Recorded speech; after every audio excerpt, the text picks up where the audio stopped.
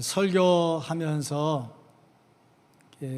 여러 가지 질문을 저한테 하고, 또 어떤 때는 기쁘다가 어떤 때는 또 회의에 빠지기도 하다가 할 때가 있습니다.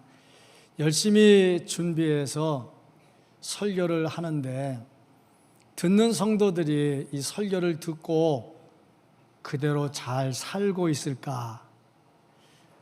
그걸 생각하면서 잘 산다 생각할 때는 막 기쁘고 보람이 있고, 기껏 설교했는데 딴짓하고 있네 그러면 속이 상하고 시험에 들고 그래요. 항상 우리 하나님의 말씀을 듣고 은혜 충만한 모습으로 살 수 있기를 주의 이름으로 축복합니다. 아멘. 이런 글을 한번 읽었습니다. 어떤 임금님이 인형을 3개를 만들었어요. 도자기 인형입니다. 똑같이 만들었습니다. 누가 봐도 똑같아요. 근데 임금님이 신하들을 모아놓고 이 3개의 인형이 똑같지가 않고 다르다. 어떤 인형이 제일 좋은 것인지 구별해라. 그러니까 신하들이 긴장을 했어요. 아무리 봐도 똑같거든요. 잘못했다가 또 임금님한테 또 찍힐 것 같기도 하고, 결단을 못하고 있는데 그 말을 들은 감옥에 갇힌 신하가 제가 구별하겠습니다. 그래서 임금님 앞에 나왔어요. 3개의 인형을 가지고 이제 가장 좋은 인형을 구별을 하는 겁니다. 그 답은 누가 알고 있느냐? 임금님만 알고 있어요. 그러더니 이 신하가 나와서 하는 말이 실, 은으로 만든 실 좀 주십시오, 그런 거예요. 그냥 실은 힘이 없어가지고 바로 구부러지잖아요. 근데 은으로 만든 거니까 안 구부러지고 쭉 나갈 거라고요. 그래서 은으로 만든 실을 하나 갖다 주니까 이 신하가 이 인형을 가만히 보다 보니까 이 귀에 아주 조그만 구멍이 하나 있는 거예요. 그래서 그 귀에다가 실을 이렇게 집어넣었어요. 딱 집어넣는데 첫 번째 인형, 이쪽 귀에 있는 구멍으로 실이 쏙 빠져나왔어요. 참 희한하다. 두 번째 있는 인형, 싹 실을 집어넣는데 여기에 들어가더니 입으로 쏙 입에 있는 조그만 구멍으로 나왔어요. 세 번째 있는 인형, 귀에다가 쏙 집어넣는데 이게 조금 더 들어가는 거야. 쭉 들어가더니 쭉 내려가더니 배꼽 있는 데서 이렇게 쏙 나온 거야.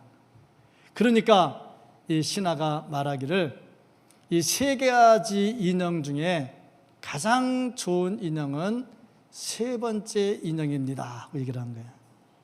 그 이상하잖아. 그 뭐가 어떤데 실 들어갔다 나온 게 뭐가 의미가 있는데? 그래서 질문했어요. 왜 3번째 인형이 제일 좋냐? 그랬더니 하는 말이, 사람이 이렇게 말을 들었는데 듣자마자 이쪽 귀로 확 흘려서 내보내는 사람이 있어요. 무슨 말을 해도 별로 관심 없는 듣는 사람이 있어요. 별로 좋지 않은 사람이에요. 아멘 안 하는 거 보니까 여러분하고는 전혀 상관이 없는 사람 같아요. 2번째, 실을 싹 집어넣는데 입으로 쏙 나온 사람은 그 사람 뭐냐? 그랬더니 남한테 말 들으면 입이 간지러워서 견디지 못해가지고 여기저기 다니면서 들은 말 다 전달하는 사람이요. 아멘이 없는 거 보니까 여기도 아닌 것 같으네. 세 번째 아멘 없으면 나 설교 안 하고 그냥 내려가 버리려고. 싹 집어넣는데 실이 싹 들어가더니 이 배꼽으로 싹 나왔어. 그래서 이거는 뭐냐? 그랬더니 무슨 얘기를 들으면 다 심장에서 그 말을 다 되새겨가지고 정리를 해가지고 나름대로 소화시켜서 예쁜 말을 끄집어내는 사람입니다. 내가 설교는 듣고 싶은가 보네. 감사해요. 답을 먼저 말해놓고 설교를 하니 아멘 안 할 수도 없고 좀 그렇겠지요. 어떻습니까, 성도님들? 첫 번째 인형이 내 모습입니까? 두 번째 인형이 내 모습입니까? 세 번째 인형이 내 모습입니까? 살다 보면 말 문제가 굉장히 심각합니다. 말 문제는 굉장히 중요하거든요. 말을 어떻게 하느냐에 따라서 아주 결과가 달라지죠. 그래서 우리 조상들이 뭐라고 말했냐면 말 한마디로 천냥빚을 갚는다 그랬어요. 말 한마디로 천냥빚을 갚아요. 같은 말도 어떤 장소에서 어떤 태도로 어떻게 말하느냐에 따라서 전달되는 게 많이 달라집니다. 똑같은 설교를 해도요, 막 소리를 질러야 알아들을 때가 있고요, 차분차분 얘기를 해야 알아들을 때가 있고요, 같은 말을 해도요, 앞에 할 말과 뒤에 할 말을 바꿔서 하면 더 듣는 사람이 잘 알아들을 수가 있어요. 보니까 말은 참으로 중요하다. 그런데 사람이 이렇게 중요한 줄 알면서 또 이 말이 통제가 잘 안 돼요. 욱하는 성질이 나타나면요, 그 다음에는 법보다는 주먹이 더 가깝다고 우리 어른들이 늘 그랬잖아요. 법보다 주먹이 가깝다. 논리적이고 합리적인 것보다 욱하는 성질이 나오면 먼저 행동해 놓고 그 다음에 뒷수습하는 거죠. 언어의 통제가 안 된다, 언어의 절제가 안 된다 하는 거죠. 그러고 보니까 사탄이 우리를 건드릴 때 어떻게 하느냐, 언어의 통제가 안 되게 해, 언어의 절제가 안 되게 해. 그래서 언어의 절제가 안 돼서 자꾸 죄를 짓도록 만드는 거죠. 그것도 언제 언어의 절제가 안 되느냐 하면 어려운 일 당할 때, 내가 극도로 오해를 받을 때, 내가 극도로 속상한 일이 있을 때, 그때는요 언어의 통제가 잘 안 됩니다. 그때 사탄이 여지없이 들어옵니다. 그래서 우리를 충동질하지요. 그래서 그것이 절제가 안 되면 또 실수를 하고 죄를 범하게 되지요. 우리가 신앙생활 하려고 하다 보면 정말 언어에 절제가 잘 돼야 됩니다. 절제하라는 설교를 한 달 동안 할 때에 제가 오늘은 언어에 대한 말씀을 전하려고 합니다. 다윗은 어려운 일 당할 때 어떻게 언어를 절제했을까? 오늘 말씀을 보니까 입에 재갈을 물리리라 하는 말씀을 했습니다. 여기서 우리가 볼 수 있는 것, 정말 우리가 언어를 통제하려면 먼저 우리의 입에 재갈을 물려야 된다 하는 겁니다. 지금 이 시대는 SNS가 아주 발달이 됐어요. 조금만 하면 사진 보내고, 조금만 하면 동영상 보내고, 조금만 하면 내가 하고 싶은 말 다 전달을 합니다. 또 요새 핸드폰이 있어가지고요, 옛날에는 핸드폰 없을 때는 따르릉 했는데 집이 없어 나가면 안 받아. 그럼 성질나서 한마디 하려고 전화했는데 그게 받아야 성질을 내지, 안 받아가지고 다시 또 전화 걸면 또 안 받아. 그러다 보면 하루 지나가면 성질 풀려가지고 해결될 때가 있거든요. 근데 요즘은요, 핸드폰이 있으니까 받자마자 바로 하고 바로 답변하고 하다 보니까 인내심이 사라져요. 절제가 잘 안 되더라 하는 겁니다. 그러다 보니까 절제가 안 되는데 제일 먼저 안 되는 것이 언어의 절제가 안 되더라. 그래서 다윗은 오늘 말씀을 기록을 할 때 뭐라고 기록했냐면, 내 혀로 범죄하지 않겠다. 그러니까 언어의 통제가 안 되는 것은 곧 범죄로 이어진다는 겁니다. 모든 죄는 어디서 시작이 되느냐? 언어에서, 말에서 시작이 됩니다. 그래서 다윗은 내가 입술로 범죄하지 않기 위해서 내 입술에 재갈을 먹이겠다, 그렇게 말을 합니다. 말의 통제가 안 되면 반드시 죄로 이어집니다. 모든 죄는 다 어디서 시작이 되느냐? 말에서 시작이 됩니다. 이간질, 이쪽 저쪽, 이쪽 얘기 저쪽 얘기 전달하면서 왔다 갔다 이간질, 말로 시작이 되지요. 그런가 하면은 시험에 빠지게 만들어. 나 저 사람 때문에 시험에 들었어. 나 정말 예수 믿으면서 시험에 들어서 교회 나가기 싫어. 다 뭘로 시작이 되느냐? 말로 시작이 됩니다. 말을 잘못함으로 인해서 시험에 들 때도 있다 하는 거지요. 불륜의 문제가 심각합니다. 이 불륜도 어디서 시작이 되느냐? 말에서 시작이 됩니다. 농담하는 말에서부터 시작이 되다가 불륜까지 이어지게 됩니다. 이거 보니까 모든 죄는 다 어디서 시작이 되느냐? 말에서 시작이 되더라. 교회가 은혜스러운 교회가 있고요, 교회가 잡음이 있는 교회가 있어요. 잡음이 있는 교회의 특징, 말에 문제가 있다 하는 겁니다. 다 말과 연관이 돼요. 어떤 때는 황당한 게 뭐냐면, 나를 위해서 나에게 얘기를 전달해 주는데 오히려 그것이 나로 하여금 더 범죄하게 하고 더 나로 하여금 황당하게 만들어줘요. 그래서 다윗은 뭐라고 시편 101편 5절에 뭐라고 말을 했냐면, 자기의 이웃을 은근히 헐뜯는 자. 노골적으로 헐뜯는 게 아니에요. 와서 내 편인 것처럼, 나를 도와주는 것처럼, 나를 위해서 말하는 것처럼 하는데 결국에는 그것이 은근히 나를 건드려가지고 헐뜯기도 하고 말이죠. 이런 일들이 주변에서 일어나게 되더라 하는 거죠. 이때 다윗이 고백하기를 내가 혀로 범죄하지 않겠다, 그래서 입에 재갈을 물리겠다 하고 말을 합니다. 재갈이 도대체 뭐냐? 글쎄요, 아무리 봐도 재갈이 뭔지는 또 찾아봐야 되겠죠. 그래서 제가 사진을 찾아봤어요. 재갈이 뭘까? 그리고 보니까 말이 입에다가 물고 있는 쇠가 하나 있어요. 이 젓가락 같은 쇠를 입에다 꽉 물려가지고 저거 은색깔 있는 게 저게 이제 재갈입니다. 입에 꽉 물려놓으면 이 입질을 함부로 못 하겠지요. 그 다음에 여기다가 이제 끈을 이렇게 묶었잖아요. 끈을 묶어가지고 끈을 당기면 탁 돌아가면 꼼짝 못하게 끈 따라가잖아요. 저게 재갈입니다. 재갈을 물려놓게 되면은 말이 함부로 못하지요. 또 두 번째는 사람의 입에다가 말을 못하게 하도록 하나 물려놓는 게 있어요. 그건 각자 나름대로 다르죠. 예전에 제가 유리를 하나 입에다 물고 다닌 적이 있었어요. 유리가 조그맣고 길쭉하고 동그란 건데, 그때 어떤 사람이 그 유리를 물고 있으면 입에 침이 많이 나와서, 침샘에 자극이 돼서 침이 많이 나와서 몸이 건강해진다. 그래서 그걸 입에 물고 다녔어요. 하루 종일.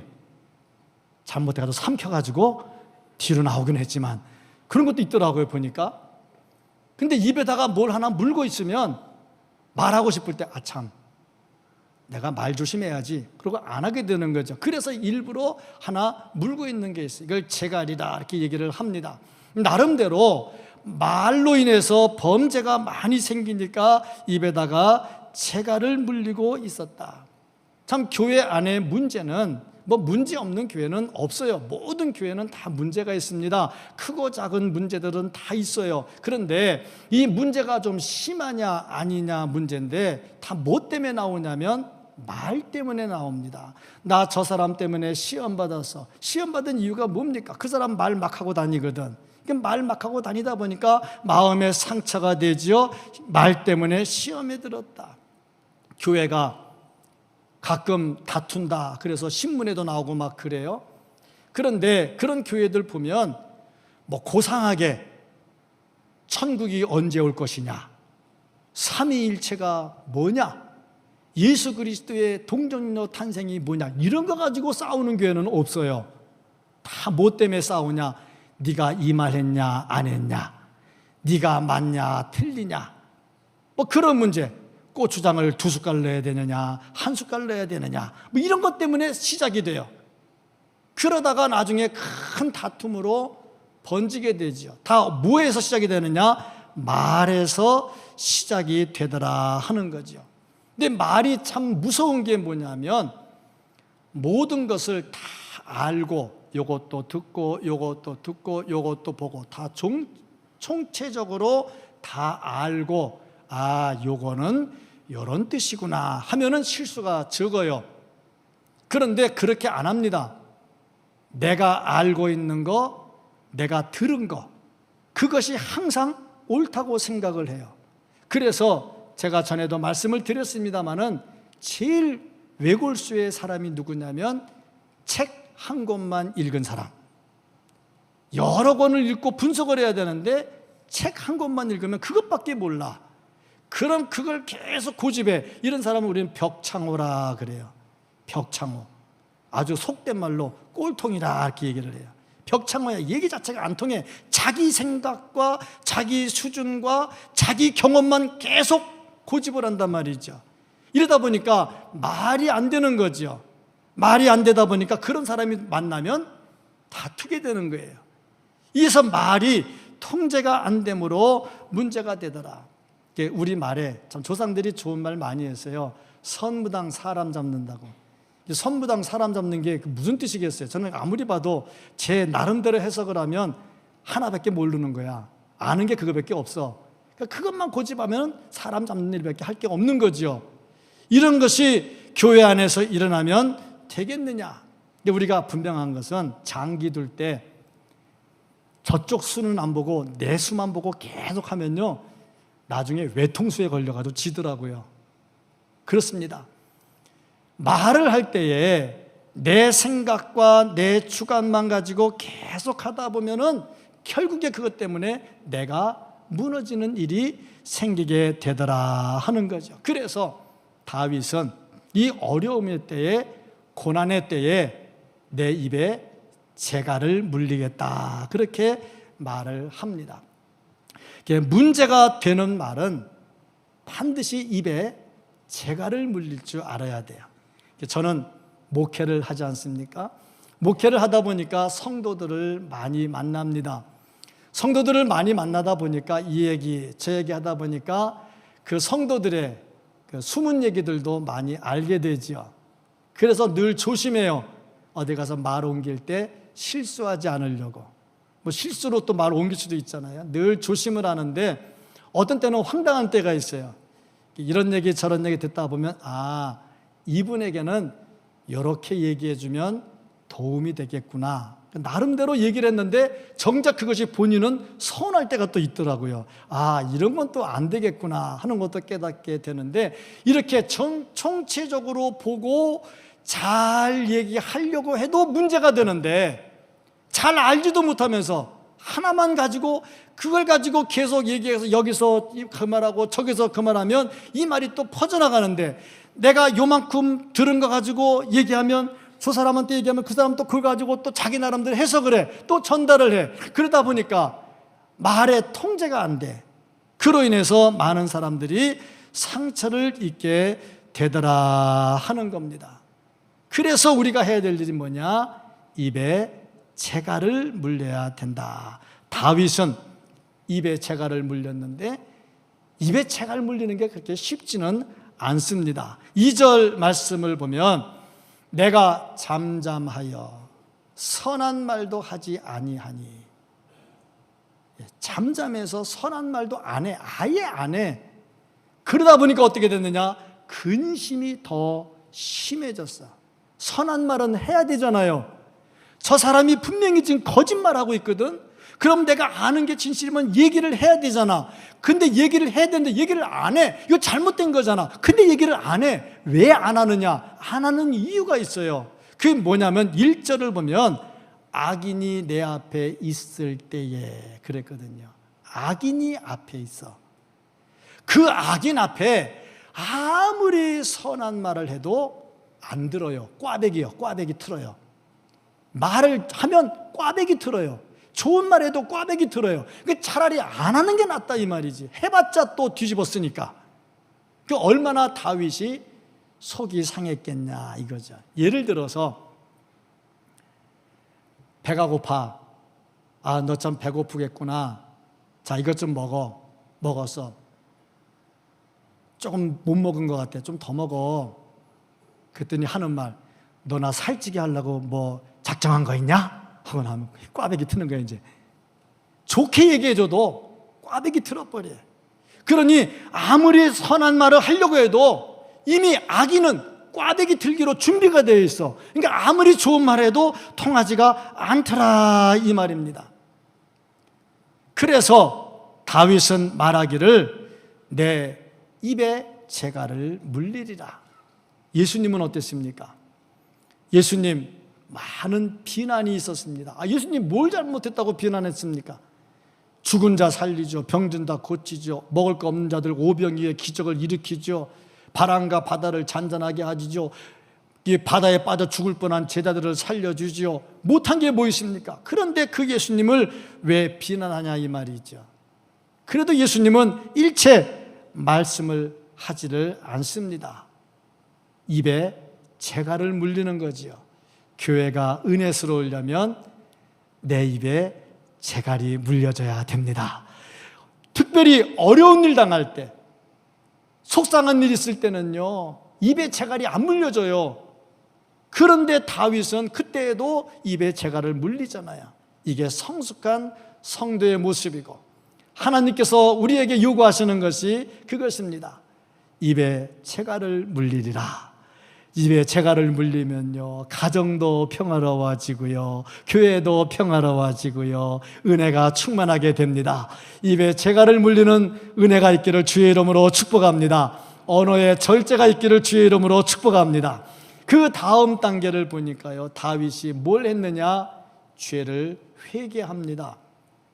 참 이상하지요. 지금 어려운 일 당해요. 속상해요. 막 퍼대도 속이 시원치 않아요. 그런데 이때 다윗은 뭘 했느냐? 죄를 회개합니다.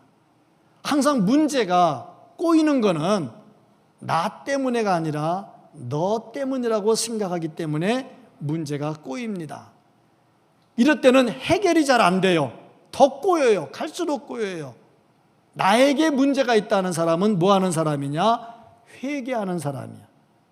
회개할 때에 내 잘못을 하나님께 간구하는 거죠. 지금 다윗은 어떤 상태였느냐?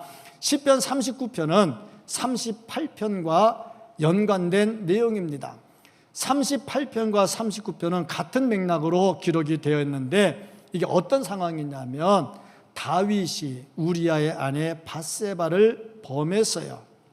그 죄를 지었단 말이죠. 이 죄 때문에 고난이 왔는데 38편에서는 상대가 나를 강력하게 공격하면서 나를 어렵게 만들어요. 39편에서는 내가 큰 병에 걸려요. 중병에 걸려가지고 그 중병으로 인해서 하나님 앞에 죽을 고비를 넘겨요. 이 38편과 39편이 이렇게 연관이 되어 있습니다. 이렇게 어려운 당하는 그 순간에 다윗은 무엇을 했느냐? 하나님 앞에 회개하는 기도를 합니다. 저 사람이 나를 무차별 공격을 해. 내 못 견디겠어. 속상해. 그래도 입에 재갈을 씌우면서 내가 죄인이다 하고 자기 죄를 고백을 하더라 하는 거죠. 문제를 나에게서 찾으면 해결이 빨라요. 그런데 너에게서 찾으면 해결이 안 돼요. 가끔 성도들 가운데는 목사님 시험에 빠졌어요. 시험 들었어요. 누구누구 때문에요. 시험에 들었어요. 속상해요. 교회 나오기도 막 싫어요. 이런 말 하는 사람들이 간혹 있어요. 뭐 우리 교회뿐 아니고 어느 교회나 마찬가지예요. 뭐 다른 교회 교인인데 나한테 또 물어보는 사람도 있어요. 분명히 있습니다. 그런데 이 시험에 들었다 할 때에 보면은 다 저 사람 때문이야. 그런데 저 사람이 회개를 해야지. 안 하잖아. 해결이 잘 안 돼. 근데 희한한 것은 내가 하나님께 회개하면 문제가 해결이 되더라 이 말이죠. 그 참 희한하죠. 다윗이 먼저 자기 자신의 죄를 회개를 합니다. 근데 우리의 문제는 뭐냐면 내가 먼저 회개해야 되는데 그렇지 않고 네가 회개하라고 하나님께 기도해요. 그리고 자기는 의인이라 생각을 해요. 나는 옳다고 생각을 해요. 저 사람이 틀렸다고 생각을 하죠. 그래서 하나님께 기도를 해도 주여 내가 죄인입니다. 내가 돌이키고요. 내가 회개하게 해주세요. 그런 기도 안 해요. 주여 저게요 못됐고요. 저게 돌이켜야 되고요. 저게 그래야 되고요. 그런 기도를 자꾸 하더라 이 말이죠. 그러다 보니까 문제 해결이 잘 안 되더라. 가장 대표적인 사람이 있어요. 어떤 사람이냐? 예수님을 십자가에 못 박았던 유대 지도자들. 유대 지도자들 보세요. 문제는 그들이 가지고 있어요. 그들이 잘못을 범했어요. 죄는 그들에게 있어요. 그런데 예수님을 죽이면서 어떻게 했느냐면 성경대로 해야지. 하나님, 저 이단을 우리가 처단할 때 성경대로 하겠습니다. 안식일엔 사람 죽이면 안 된다고 그랬지요. 안식일에는 안 죽이고요. 피해서 죽이겠어요. 성경을 지켜간다고 하면서까지 예수님을 죽이잖아. 이런 사람들의 모습입니다. 이게 바로 입술에 재갈을 물리지 못하는 사람의 특징이요. 입술에 재갈을 물리지 못하는 사람은 모든 죄가 너에게 있어. 나에게는 없어. 다윗은 어떻게 했느냐? 그런 순간에 자기가 회개하는 기도를 합니다. 이게 입에 재갈을 물리는 겁니다. 입에 재갈 물리면 문제가 해결이 됩니다. 집안의 문제도요, 부부간의 문제도요, 내 입에 재갈 물리면요 해결이 되고요, 부모 자식 간의 문제도요, 내 입에 재갈을 물리면 해결이 되고요, 교회의 문제도요, 내 입에 재갈을 물리면 해결이 됩니다. 내가 나가서 자꾸 말 벌리고 말하고 떠들고 이 사람 설득하고 저 사람 설득하면 될 것 같지요? 더 꼬입니다. 안 됩니다. 입에 재갈을 물리고 내 죄를 하나님 앞에 내려놓으면 해결이 됩니다. 이런 은혜가 있기를 주의 이름으로 축복합니다. 그래서 가정의 문제도 해결되고 신앙의 문제도 해결되기를 축복합니다. 자, 그리고 그 다음 단계가 뭐냐? 재갈을 물리는 것은 하루아침에 되는 게 아니라 훈련을 통해서 계속 반복해야 된다 하는 겁니다. 훈련입니다. 하루아침에 안 됩니다. 무슨 훈련을 할까? 첫째, 오직 소망을 하나님께 두라. 소망을 하나님께 두라. 7절 말씀을 보면 주여 이제 내가 무엇을 바라리요? 이제 바랄 게 없어요. 왜 바랄 게 없느냐? 지금까지 사람과 해결하려고 대화해봤거든. 안 돼. 대화 자체가 안 돼. 내가 무엇을 바라겠습니까? 내 소망은 오직 주님께 있습니다.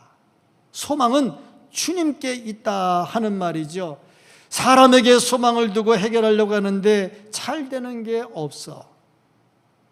하나님 없이 되는 일들이 없거든. 하나님께서 해주시 아니하시면 되는 일이 없거든. 아무리 진실을 말해도 이게 또 꽈대기 틀어져 가지고 왜곡돼 버리거든. 그래서 소망이 없지요. 사람에게는 소망이 없어요. 하나님 떠난 것들은 다 가치가 없더라 하는 거지요. 그래서 정말 사람에게는 소망이 없구나, 하나님께만 소망이 있구나 하는 것을 깨달아야 되는데 누가 깨닫느냐? 나는 부족합니다 하는 것을 아는 사람이 깨닫게 되더라. 그래서 4절 말씀을 보니까 여호와여 나의 종말과 연한이 언제까지인지 알게 하사 내가 나의 연약함을 알게 하소서. 내가 연약해야 역시 아니구나, 소망은 하나님께 있구나 하는 걸 깨닫게 된단 말이죠. 5절 말씀을 보면요, 주께서 나의 날을 한 뼘 길이만큼 되게 하심에 나의 일생이 주의 앞에는 없는 것 같사오니. 내 존재 자체가 없는 것 같아. 아무것도 아니야. 내가 아무것도 아니라는 것을 깨달으니까 오직 소망이 주님께 있다는 것만 알게 돼. 6절 말씀을 보니까요, 진실로 각 사람은 그림자같이 다니고 헛된 일로 소란하여 재물을 쌓으나 누가 거둘는지 알지 못하나이다. 헛된 일로 돌아다녀. 누가 거둘지도 알지도 못해. 어찌 그런 사람에게 소망을 두고 살겠느냐? 11절 말씀을 보니까요, 참으로 인생은 모두 헛되다. 헛된 인생에 어찌 소망을 두겠습니까? 이것을 다 정리해서 12절에 이렇게 말씀을 기록을 합니다. 나는 주와 함께 있는 나그네이며 나의 모든 조상들처럼 떠도나이다. 나는 나그네에 지나지 않는다 이거야. 떠도는 인간에 지나지 않는다 이거지요. 그러므로 소망은 누구에게 있느냐? 오직 하나님께 있다. 그러니까 소망을 하나님께 둔 사람은 입에 재갈을 물려. 왜? 하나님께서 하실 거니까 하나님께 맡긴단 말이죠. 입에 재갈을 물려. 사람은요 믿을 존재가 못 돼요. 예수님도 이 땅에 계실 때 사람들을 믿지 않았다 그랬습니다. 요한복음 2장 24절 25절 보면요, 예수님이 사람을 의탁하지 않았다 그랬어요. 이 의탁하지 않았다는 말을 구약성경 원본에 보면은 믿지 않았다 하는 말로 기록을 했어요. 사람을 믿지 않았어. 그럼 예수님 나쁜 사람이네, 사람도 안 믿고, 그런 뜻이 아니죠. 사람은 믿음의 대상이 아니라 사랑하고, 비록 못됐지만, 비록 부족하지만 그래도 사랑하고 갈 사랑의 대상이죠. 그래서 하나님은, 예수님은 사람을 사랑하셨지 사람을 믿지는 않았다 이 말입니다. 어찌됐든지 믿지 못할 사람에게 어찌 우리가 소망을 두고 살겠느냐. 그러므로 우리는 소망을 하나님께 두고 살아야 된다. 하나님께 소망을 두고 사는 자체가 입에 재갈을 물리지. 왜? 하나님께 소망을 두니까 사람에게 소망을 안 두잖아. 사람에게 소망을 안 두니까 자꾸 말하고 다니지 않잖아. 당연적으로 입에 재갈이 물려지게 되지요. 두 번째 단계가 뭐냐면 악을 소멸하시는 주님을 봅니다. 심판하시는 분이 하나님이라 하는 거지요. 11절 말씀을 보면 주께서 죄악을 책망하사 사람을 징계하실 때에 그 영화를 좀먹음같이 소멸하게 하시니 참으로 인생이란 모두 헛될 뿐이니이다. 주께서 심판하잖아. 그러니까 내 입술에 재갈을 물리는 이유, 하나님이 심판할 건데 내가 뭐하러 말하고 다녀? 그러면 입술에 재갈을 물리는 거야. 그런데 입술에 재갈을 못 물리는 이유가 뭐냐? 하나님의 심판을 못 믿어. 그럼 누가 심판해야 돼? 내가 다니면서 막 말하고 심판하고 다녀야 돼. 결국 이 사람은 뭐 하는 사람이냐? 하나님을 안 믿는 사람이 되는 거야. 그러니까 재갈을 물리지 않는 사람은 어떤 사람이냐? 하나님의 심판을 믿지 않고 자기가 심판관이 되려고 한다는 거죠. 세 번째, 기도해라. 하나님께 기도하는 것이 입술에 재갈을 물리는 것이다. 12절 말씀을 보면 여호와여 나의 기도를 들으시며, 주께서 내 기도를 들으시거든요. 들으려면 어떻게 해야 돼요?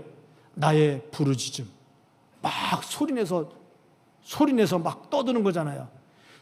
귀를 기울이셔서 내가 눈물을 흘릴 때 잠잠하지 마세요. 막 떠들고 소리 지르고 눈물 흘리는데 누구한테 하느냐? 주님께 하는 거야. 주님께.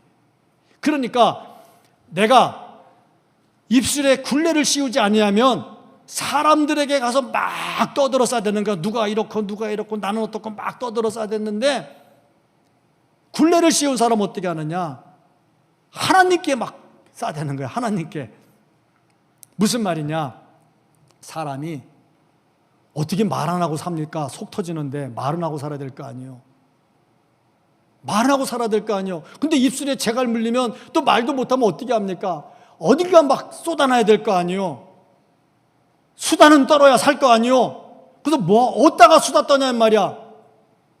심판하시는 하나님, 모든 걸 다 보시는 하나님, 하나님께 가서 막 고자질하는 거야. 하나님 뭐가 어떻고요? 하나님 뭐가 어떻고요? 하나님께는 다 고자질해. 그럼 눈물 흘리면서 고자질하면 하나님이 다 들어주셔. 안 해봐서 몰라. 눈물 흘려 사람에게 떠드는 것은요 굴레를 씌우지 않는 것인데, 사람에게 굴레를 씌우면요 하나님께 막 고자질해. 하나님이 다 들어주셔. 내 눈물을 보셔. 그러면 하나님이 해결해 주셔. 이렇게 되면서 내 앞에 꼬인 문제들을 해결해 주시더라 하는 겁니다. 입에 굴레를 씌우지 않는 것은 하나님께 기도하지 않겠다는 거예요. 하나님께 기도하겠다는 것은 다 고자질하겠다는 거 아니에요. 나도 속상하면요 하나님께 고자질 다 해요. 주님 어느 집사가 어떻고요, 어느 집사가 어떻고요. 나도 다 고자질해요. 하나님께. 아멘 안 하죠? 목사님은 착해서 안 할 것 같아요. 나도 안 착해요. 고자질해요. 하나님 누가 어떻고요, 누가 어떻고 고자질해요. 사람한테 고자질 안 해요. 사람한테 고자질하면요 굴레를 안 씌운 게 돼요. 근데 중요한 거는요 사람한테 고자질하는 것보다요 하나님한테 고자질하는 게 더 무서운 거라는 걸 알아야 돼요. 고자질 안 해도 하나님 다 아셔요. 우리가 기도를 하기를 원하시는 거죠. 기도하면서 난 저주하는 기도해서 뭐 할 거예요. 그럼 안 되죠. 이런 상황, 저런 상황을 하나님께 다 아뢰면서 나의 마음 아픔을 하나님께 아뢰는 거지요. 하나님께 아뢰면 하나님께서 들어주신다고 그랬잖아요. 눈물을 보신다고 그랬잖아요. 정말 속상해서 남한테 말 못하는 거 하나님께 부르짖으세요. 사람에게는 굴레를 씌워놓고요, 하나님께 부르짖으세요. 하나님께서 은혜를 베풀어 주시리라 믿습니다. 네 번째가 뭐냐면요, 하나님의 절대 주권을 인정하는 겁니다. 다윗이 이렇게 고난당하면서도요, 저 사람이 나를 못되게 군다 그렇게 말 안 하고요, 하나님이 그렇게 하셨다 그렇게 고백을 합니다. 9절 말씀, 내가 잠잠하고 입을 열지 아니함은, 입을 열지 않아요. 왜? 주께서 이를 행하신 까닭이니이다. 지금 엄청나게 힘들거든요. 38편에서 원수들이 공격하지요. 죽을 지경이에요. 39편에 몸에 병이 들었어요. 죽을 지경이에요. 13절 보면은 내가 떠나 없어지기 전에 나의 건강을 회복시켜 주소서 하는 거 보니까 완전 죽기 직전에 병에 걸린 거예요. 그러면서도 다윗은 뭐라고 고백하냐면 주께서 하셨다는 거야. 저 못된 사람이 나를 막 공격을 하는데 그 사람이 못돼서 공격하는 게 아니라 주께서 하셨다는 거야. 모든 주권이 다 주님께 있다는 거죠. 10절 말씀을 보면요, 주의 손이 치심으로, 주께서 치신 거야. 그래서 내가 쇠망하였다 하는 거예요. 내가 쇠망하였다, 주께서 쳤다는 거예요. 우리가 입에 굴레를 씌운다는 것은 하나님이 하셨다는 거죠. 그러면 우리가 입에 굴레를 씌워요. 그런데 하나님이 하셨다는 것을 못 믿으면요, 입에 굴레를 안 씌워요. 막 말하고 다녀요. 요셉을 보세요. 요셉 형들이 미워서 죽이려다가 안 죽이고 돈 받고 팔았잖아요. 나중에 형들이 요셉을 만난 다음에 두려워 떨었어요. 옛날에 그거 생각해가지고 우리 못 살게 굴면 어떻게 하느냐. 그때 요셉이 뭐라고 말했냐면 창세기 45장 5절에 당신들이 나를 이곳에 팔았다고 해서, 당신들이 팔은 거야. 형들이 당신들이 팔았어. 맞아. 그런데 그것 때문에 근심하지 마소서, 한탄하지 마소서. 이유가 뭐냐? 하나님이 생명을 구원하시려고 나를 당신들보다 먼저 보내셨나이다. 하나님이 하셨잖아. 자, 그러니 시험 들 일이 없어.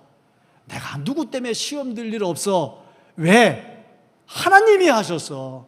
하나님이 왜? 나를 만들어 가시려고. 하나님이 하셨어. 결국에 하나님이 나를 사랑하셔서 하나님이 하셨어.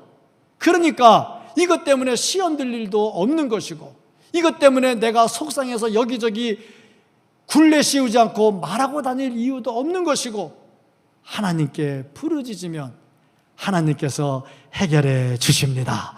그래서 우리는 언어의 절제를 해야 돼요. 어디 가든지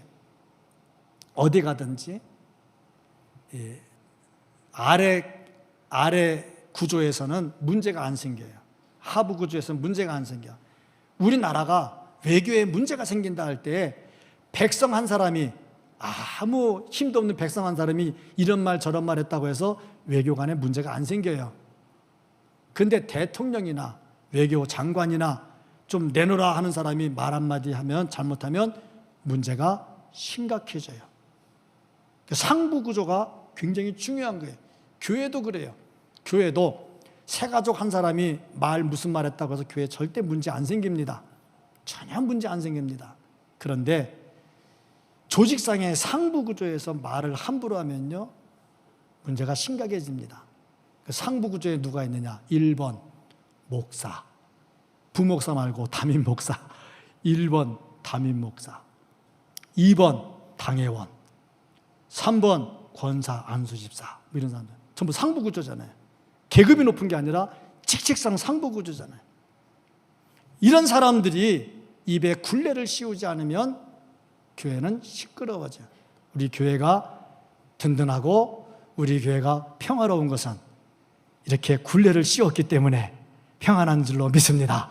아멘 안 하시는 분들은 회개하셔야 될 거고, 그렇게 앞으로도 돼야 되고, 그리고 이 상부구조에 있는 사람들은 자기의 입에만 굴레를 씌우는 것이 아니라 다른 사람들이 굴레를 안 씌우면 가서 얘기를 해야 돼.